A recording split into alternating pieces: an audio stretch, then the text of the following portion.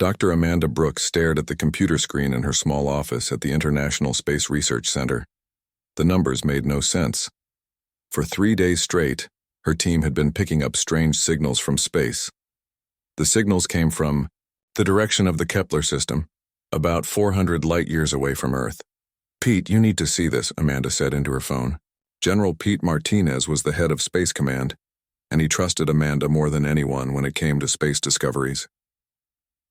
20 minutes later, Pete walked into Amanda's lab. He was a tall man with gray hair and serious eyes. Behind him came Captain Jake Sullivan, one of the best pilots in the space fleet. Jake was young but smart, and he had commanded the USS Liberty for 2 years. "What do you have for us, Amanda?" Pete asked. Amanda pointed to her screen. "These signals are not natural. They repeat every 6 hours and 12 minutes. The pattern is too perfect to be from a star or planet. Someone is sending them." Jake leaned forward to look at the data. "Are you saying we found aliens?" "I think so," Amanda said. "And I think they are trying to talk to us." For the next week, Amanda's team worked day and night to decode the signals. The messages were complex but started to make sense. The aliens called themselves the Zeltharan Empire. They said they came in peace and wanted to meet humanity. The world leaders held emergency meetings. President Helen Price spoke with leaders from every major country. Everyone agreed that this was the most important moment in human history. They decided to send the USS Liberty to meet the aliens near Jupiter. Jake felt nervous as he prepared his ship for the mission. The USS Liberty was the newest and strongest ship in Earth's fleet, but it was still just one ship. Nobody knew what the aliens could do. "Remember, Jake," Pete told him before he left, "you are speaking for all of humanity. Be careful, be smart, and stay ready for anything." The trip to Jupiter took 5 days. Jake's crew of 45 people were all volunteers. They knew they might not come back, but they wanted to be part of history. Dr. Amanda Brooks came with them to help communicate with the aliens. When they reached Jupiter's orbit, they saw the alien ship waiting for them. It was huge, at least 10 times bigger than the Liberty. The ship was black and silver with strange curves that hurt to look at. Jake had never seen anything so beautiful and scary at the same time. "This is Captain Jake Sullivan of Earth," he said over the radio. "We come in peace to meet with you." The answer came back in perfect English. "Greetings, Captain Sullivan. I am Commander Zektar of the Zeltharan Empire. We are pleased to meet the people of Earth." The meeting happened on a small space station that the aliens built between the two ships. Commander Zektar looked almost human, but his skin was pale blue and his eyes were completely black. He wore a silver uniform with strange symbols. "Your species is young," Zektar said through a translation device. "We have watched you grow and learn. The Zeltharan Empire spans many star systems. We wish to trade with Earth and share knowledge." Amanda asked many questions about their technology and culture. Zektar answered politely, but Amanda noticed he asked more questions about Earth than he answered about his people. He wanted to know about Earth's population, military strength, and resources. Jake felt something was wrong, but the meeting seemed to go well. They talked for 6 hours about trade agreements and cultural exchange. Zektar promised to return in 1 month with more ships for formal negotiations. "Your people seem peaceful," Zektar said as the meeting ended. "We look forward to a long friendship between our species." After the aliens left, Jake felt uneasy during the trip back to Earth. "Something felt off about that meeting," he told Amanda. "I noticed it too," Amanda said. "He asked too many questions about our defenses. And did you see how he looked at our ship? Like he was studying it." When they returned to Earth, the world celebrated. News stations showed the meeting footage over and over. People were excited about alien technology and the possibility of traveling to other stars. But Amanda spent her time analyzing everything the aliens had said. She found something that made her blood run cold. In the background of the alien ship's transmissions, she detected scanning beams. The aliens had been studying human technology and communications during the entire meeting. 3 weeks later, Amanda was working late in her lab when alarms started going off. Pete called her immediately. "Amanda, get to the command center now," he said. "Something terrible has happened." When Amanda reached the command center, she saw Pete staring at multiple screens showing destruction. The Mars colonies were under attack. Bright beams of energy were destroying buildings and ships. The moon bases were also being hit. "How many people?" Amanda asked. "Over 2 million dead in the first hour," Pete said with a grim face. "The alien fleet came out of nowhere. They had been hiding behind Jupiter's moons." On the main screen, Commander Zektar appeared. But now he looked different. His friendly expression was gone, replaced by cold cruelty. "People of Earth," Zektar said, "the Zeltharan Empire has decided that your species poses a threat to galactic peace. Your military capabilities and aggressive nature make you dangerous. We will harvest your planet's resources and relocate your surviving population to work camps in distant systems. Resistance is futile." Jake was already preparing the Liberty for battle, but Pete stopped him. "Jake, their fleet has over 3,000 ships. We counted them as they came around Jupiter. We need time to prepare Earth's defenses." Amanda stared at the screens showing the destruction on Mars and the moon. She felt sick thinking about all. The people who had died. The aliens had used the peace meeting to study human weaknesses. They had planned this attack from the beginning. "They played us," Amanda said quietly. "The whole peaceful first contact was a lie. They were gathering intelligence to destroy us. The alien fleet was moving toward Earth. Humanity had less than 2 days before the full invasion began. Pete activated every defense system Earth had, but everyone knew it would not be enough. The aliens had better technology and more ships. As Amanda watched the alien fleet approach Earth on the tracking screens, she made a promise to herself. Somehow humanity would find a way to fight back. The aliens had made one mistake. They had underestimated what humans would do when their families and home were threatened. The war for Earth was about to begin. The Zeltharan fleet arrived at Earth like a dark cloud blocking out the stars. Lieutenant Commander Lisa Rodriguez watched from the observation deck of Orbital Station Alpha 7 as thousands of alien ships took positions around the planet. She had never seen so many vessels in one place. "Count is 3,200 ships," her radar operator reported. "They are forming a complete blockade around Earth." Lisa felt her stomach tighten. Earth's entire space fleet had only 400 ships, and most of them were cargo vessels or small patrol boats. The aliens had brought a real war fleet.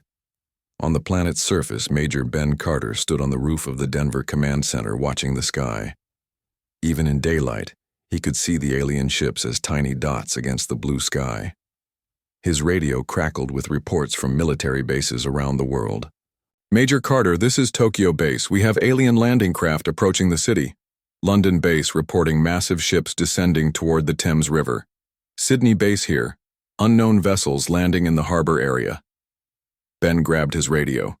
"All ground forces prepare for immediate combat operations. The invasion has begun." President Helen Price sat in the secure bunker beneath Washington, D.C. with leaders from every major nation connected by video link. The room was filled with maps, computer screens, and worried faces. "Ladies and gentlemen," President Price said, "as of this moment, Earth is under attack by a hostile alien force. I am declaring a global state of emergency. All national conflicts are suspended. We fight as one species now." The Prime Minister of Britain nodded. "Our military forces are at your disposal, Madam President." The President of Russia agreed. "All weapon systems are ready to defend Earth." Dr. Amanda Brooks worked frantically in her lab, studying pieces of alien technology that had been recovered from the Mars attacks. The metal was unlike anything on Earth, and the energy readings made no sense with human science. "Amanda," General Pete Martinez called from the doorway. "We need answers fast. Their ships are landing in major cities around the world." "I am trying, Pete," Amanda said, not looking up from her microscope. "But their technology is centuries ahead of ours. These metal fragments seem to repair themselves." Meanwhile, the first alien ground forces began their assault. In Tokyo, massive machines that looked like metal spiders walked through the streets, firing energy beams that cut through buildings like paper. People ran screaming as their city was torn apart. Major Ben Carter led a tank unit into downtown Denver, where alien forces had landed. The aliens were tall, thin creatures wearing silver armor. They moved fast, and their weapons could destroy a tank with one shot. "All units, focus fire on the big one," Ben shouted into his radio as a huge alien war machine stomped toward them. The machine was 50 feet tall with multiple arms ending in weapon barrels. Human tanks fired everything they had at the alien machine, but the shots bounced off without causing damage. The machine's return fire destroyed 3 tanks in seconds. Ben ordered his remaining forces to retreat. In space, Lieutenant Commander Lisa Rodriguez received an emergency message. The alien fleet was moving giant ships toward Earth's major cities. These ships were the size of mountains and carried the machines that would strip Earth of all its resources. "All orbital stations, this is Rodriguez," she broadcast. "Prepare to engage the alien fleet. We cannot let those harvesting ships reach the surface." The space battle was hopeless from the start. Human ships fired missiles and energy weapons at the alien vessels, but the alien shields deflected everything. In return, the aliens destroyed human ships with single shots from their plasma cannons. Lisa watched helplessly as station after station was destroyed. Her own station shook as alien weapons hit the hull. "Evacuation pods away," she ordered her crew. "We cannot hold this position." On Earth's surface, the aliens demonstrated their cruelty.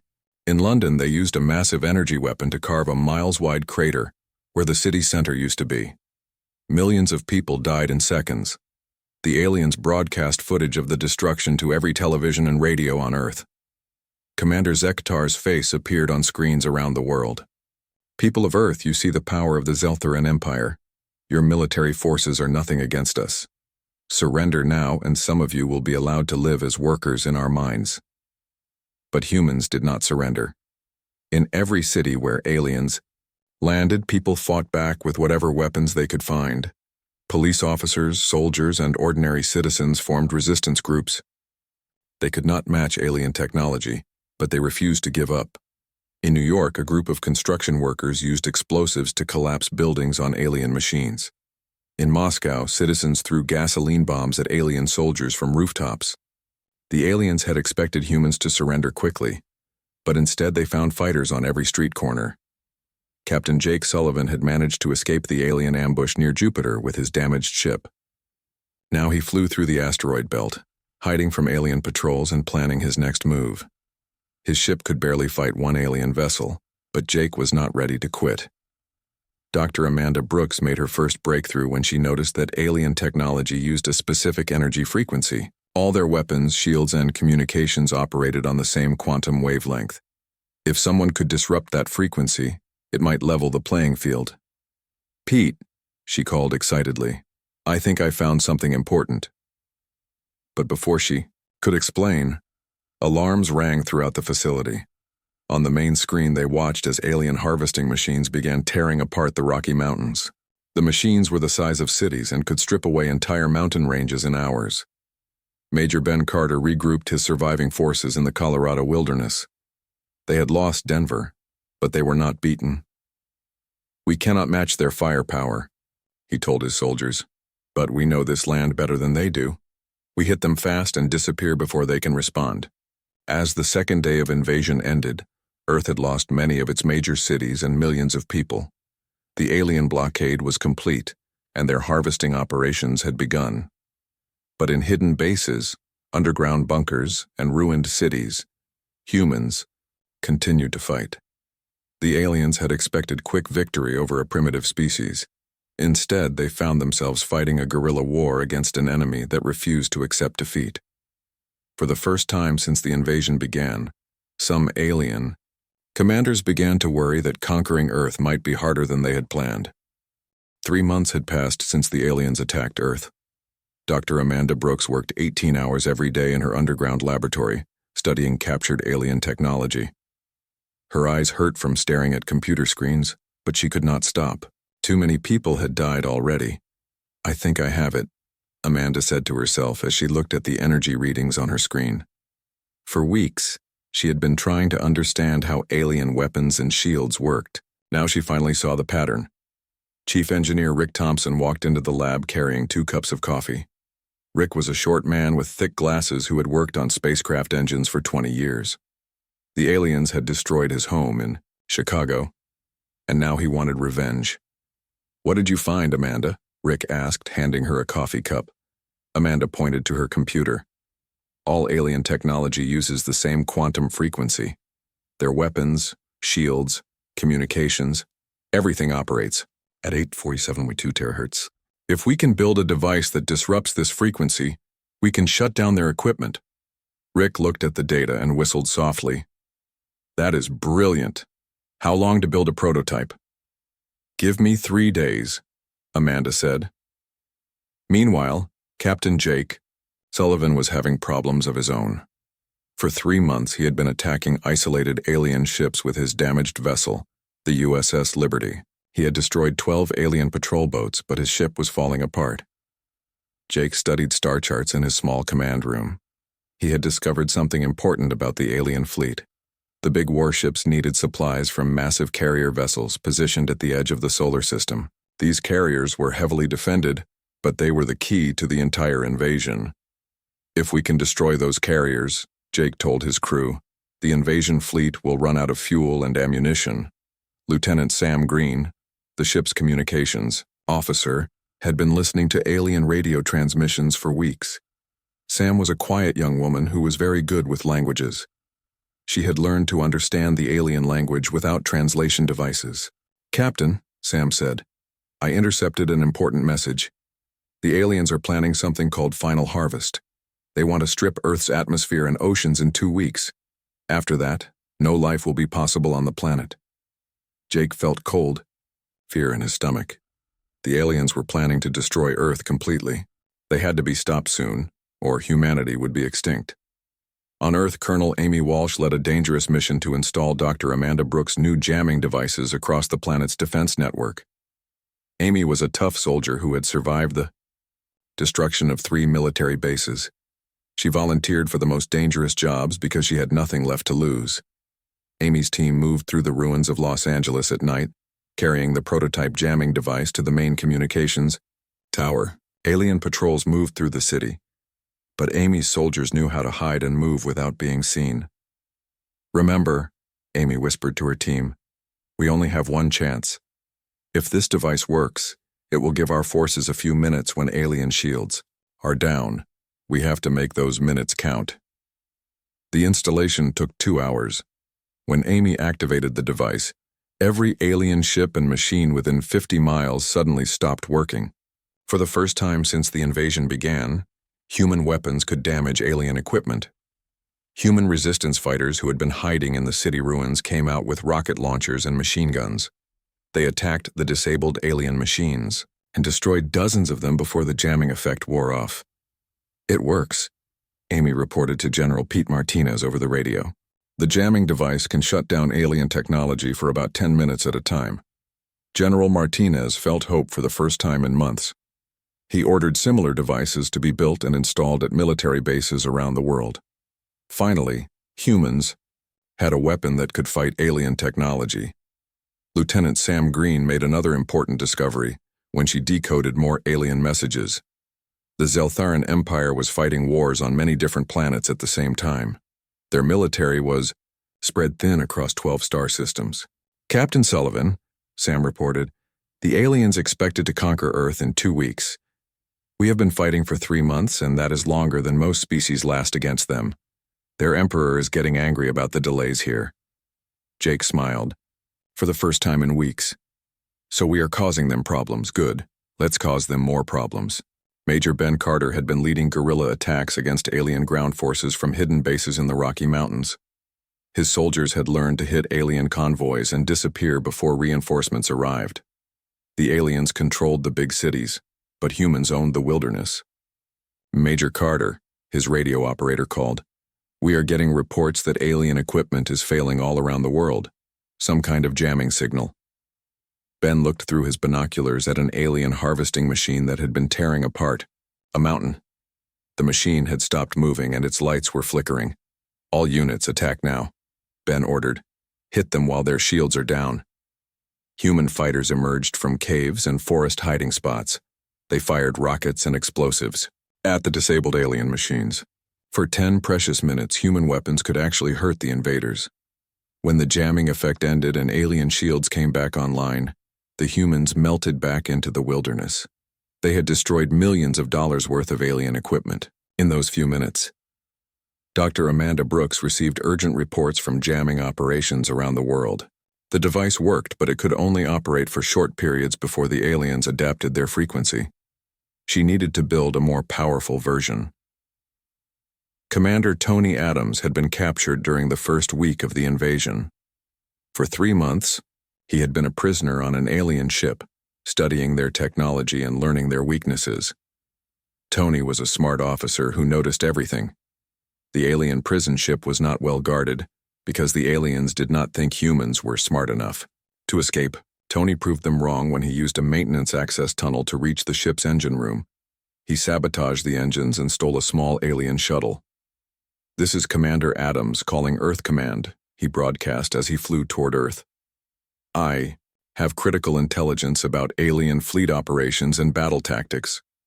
General Martinez could hardly believe the report. "Tony, we thought you were dead. What did you learn?" "The aliens have a rigid command structure," Tony explained.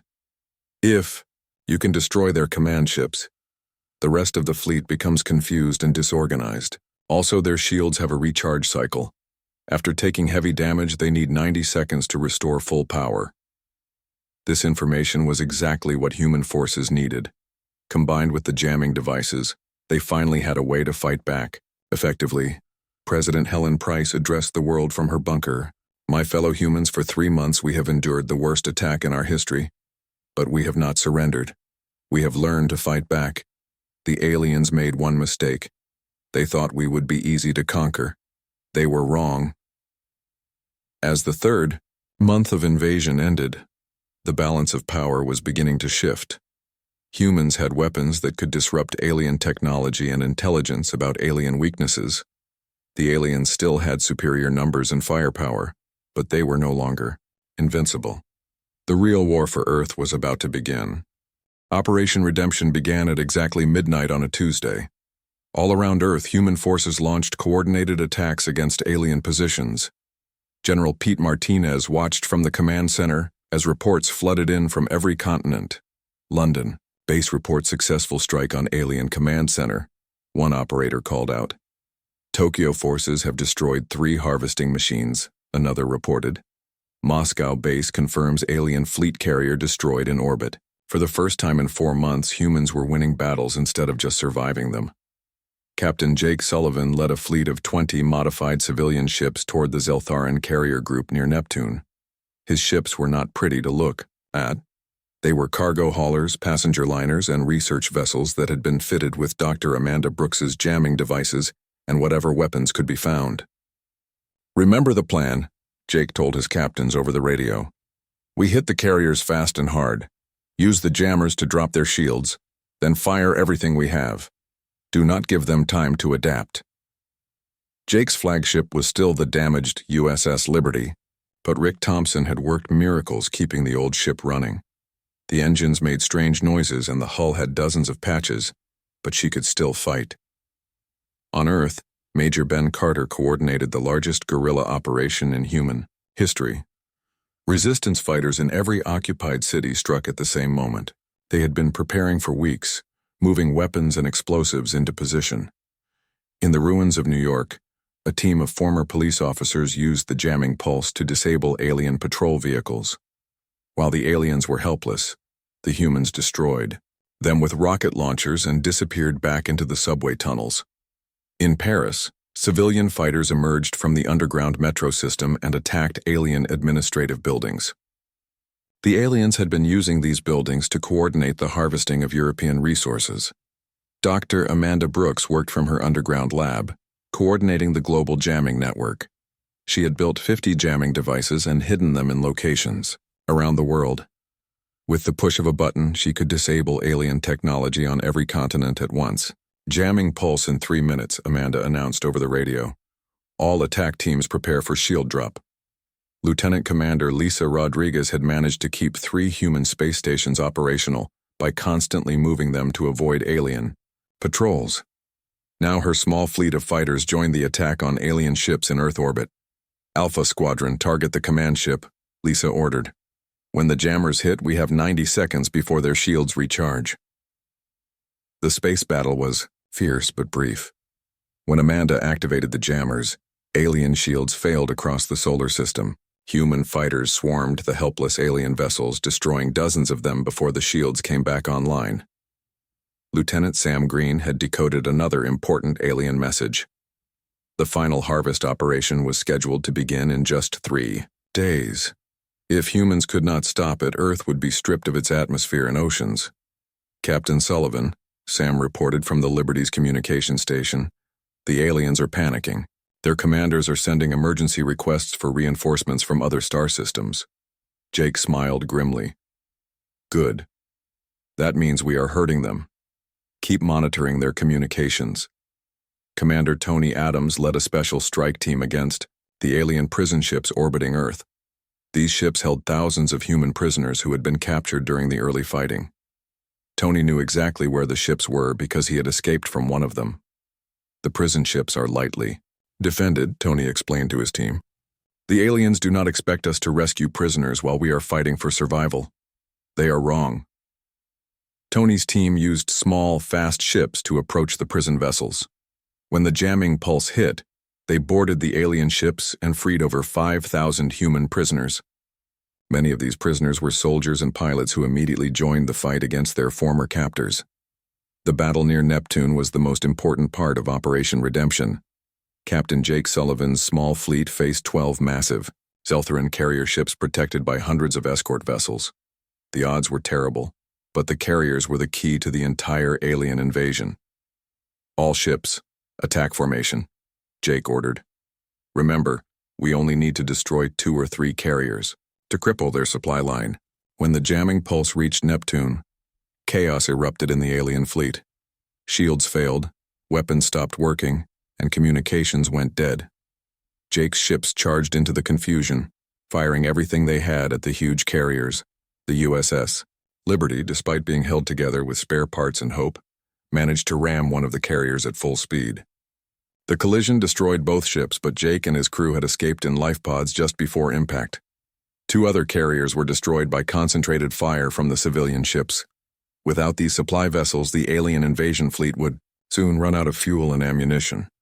Back on Earth, the coordinated attacks were succeeding beyond all expectations. Major Ben Carter's forces had destroyed alien equipment worth billions of dollars.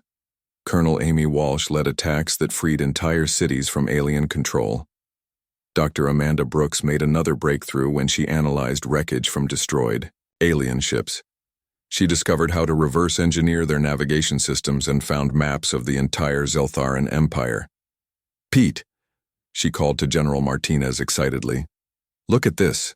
The Zeltharan Empire covers 12 star systems, but their military is fighting wars on 8 different fronts. They sent their best ships to conquer Earth, but now those ships are trapped here." The alien commander, Overlord Vextar, appeared on screens around the world, but now he looked different. His confident expression was gone, replaced by anger and worry.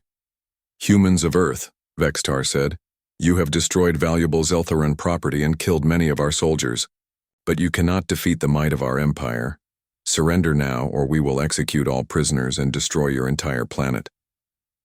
President Helen Price responded immediately from the secure bunker.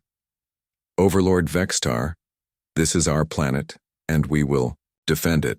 Your empire made the mistake of attacking humanity. Now you will learn what happens when you threaten our families and our home." The success of Operation Redemption changed everything.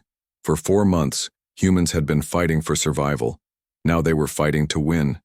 Alien ships were burning. In space, alien ground forces were retreating. And for the first time since the invasion began, humans controlled large areas of their own planet. Captain Jake Sullivan, rescued from his life pod by friendly forces, was promoted to Admiral for his heroic destruction of the carrier vessels. He immediately began planning humanity's next move. "The aliens are weakened," Jake told the military commanders. "Their supply lines are broken and their forces are scattered. This is our chance to drive them away from Earth completely. But even as humans celebrated their victories, everyone knew the war was not over.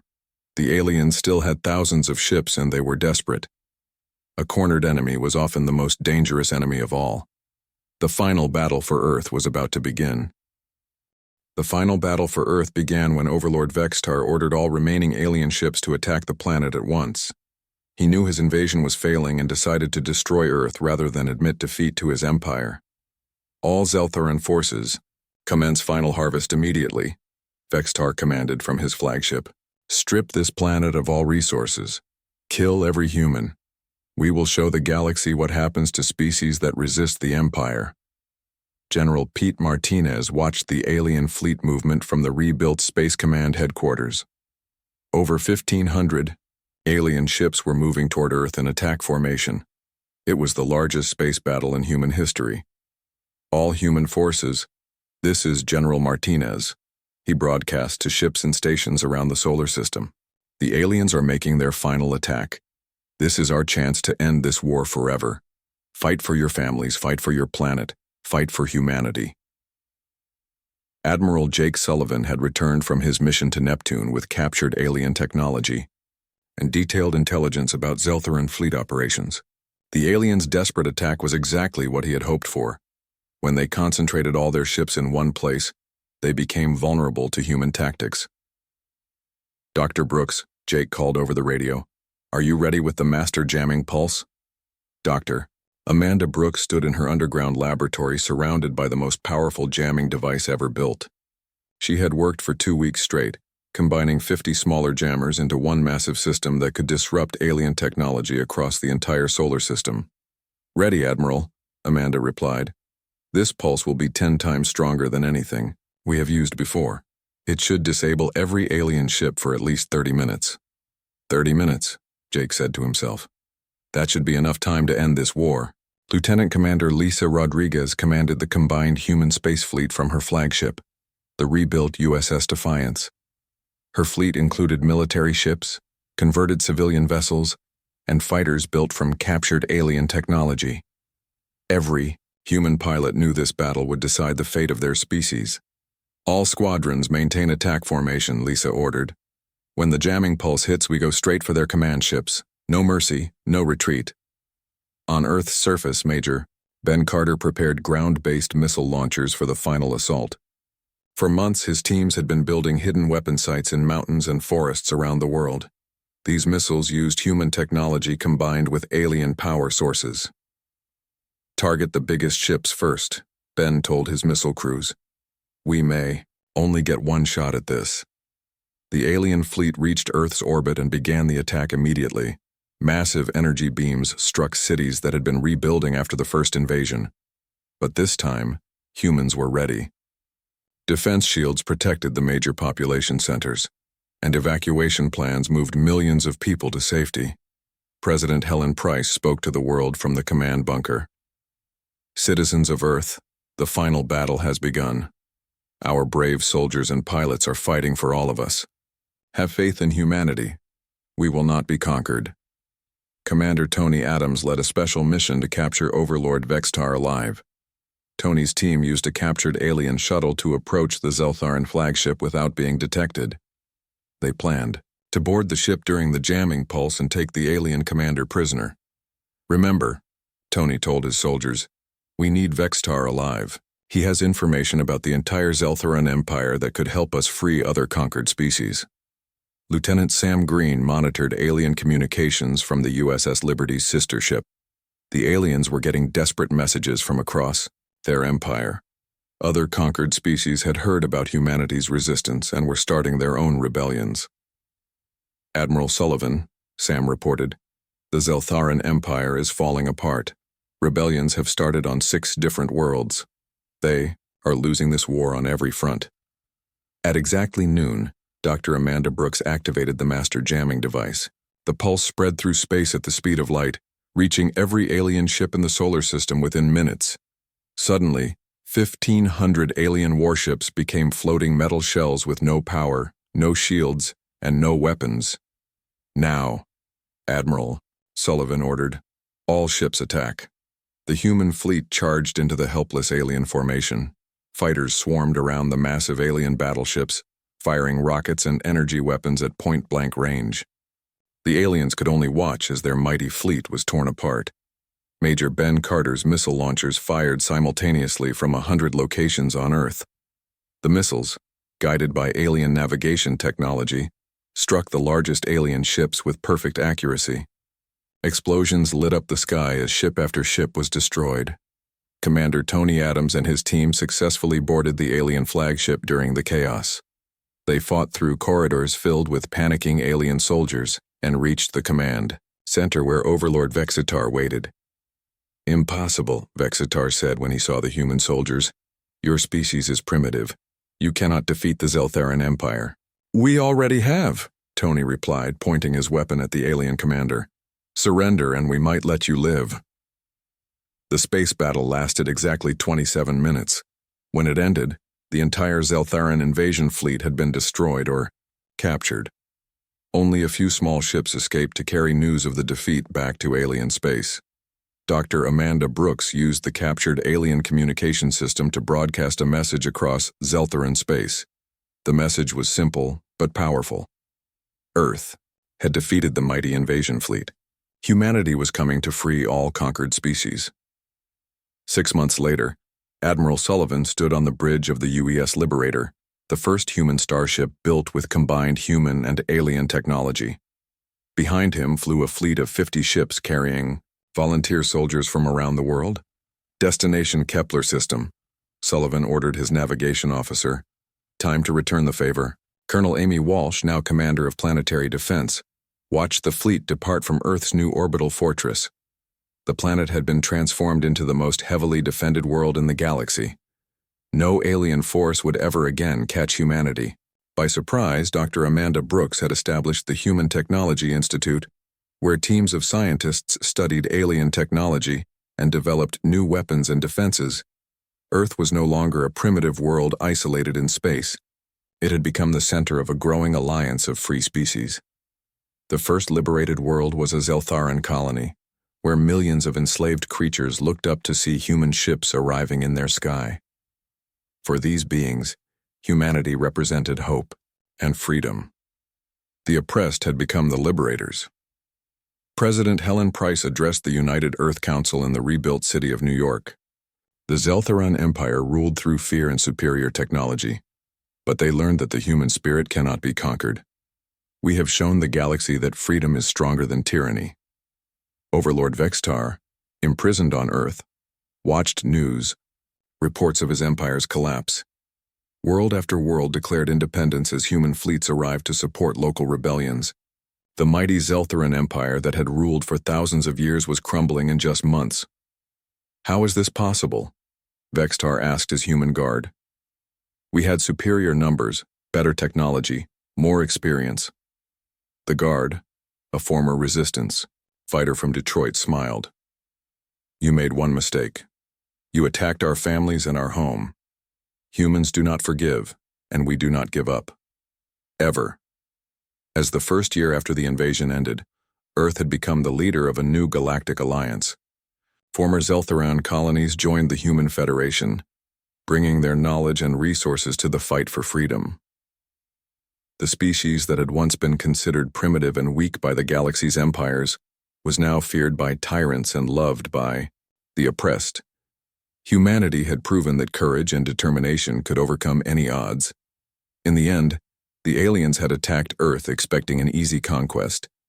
Instead, they had awakened a sleeping giant that would reshape the galaxy forever. The age of human expansion among the stars had begun,